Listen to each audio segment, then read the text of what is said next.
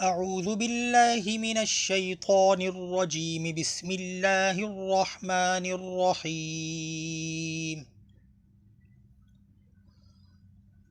والعصر ان الانسان لفی خسر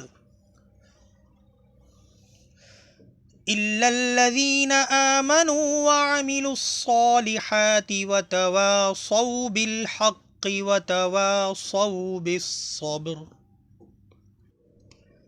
سورۃ العصر کا ترجمہ۔ یہ سورت مکی ہے اور اس کی 3 آیتیں ہیں اور 1 رکوع ہے۔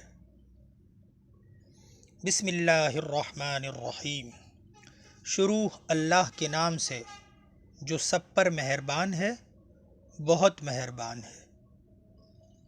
والعصر، زمانے کی قسم۔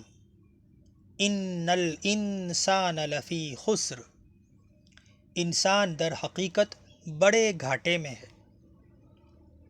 الا الذین آمنوا، سوائے ان لوگوں کے جو ایمان لائیں، وعملوا الصالحات، اور نیک عمل کریں، وتواصوا بالحق، اور ایک دوسرے کو حق بات کی نصیحت کریں، وتواصوا بالصبر، اور ایک دوسرے کو صبر کی نصیحت کریں۔ سورۃ العصر کی تشریح،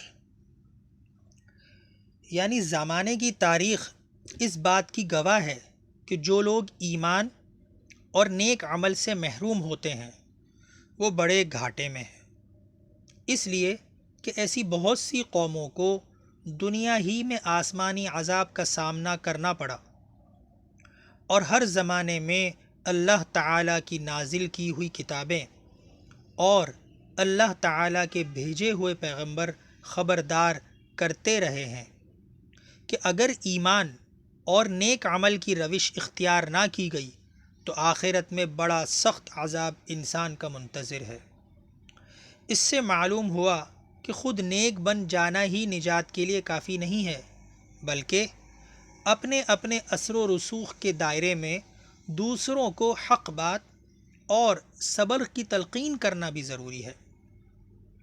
اور جیسے کہ پہلے بھی کئی جگہوں پر گزرا ہے، صبر قرآن کریم کی ایک اصطلاح ہے جس کا مطلب یہ ہے کہ جب انسان کی دلی خواہشات اسے کسی فریضے کی ادائیگی سے روک رہی ہوں یا کسی گناہ پر آمادہ کر رہی ہوں، اس وقت ان خواہشات کو کچلا جائے، اور جب کوئی ناگوار بات سامنے آئے تو اللہ تعالیٰ کے فیصلے پر اعتراض سے اپنے آپ کو روکا جائے۔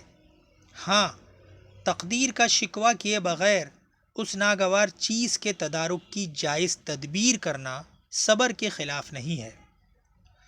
مزید دیکھیے سورہ آل عمران کی آخری آیت پر ہمارا حاشیہ۔ جزاکم اللہ خیرا۔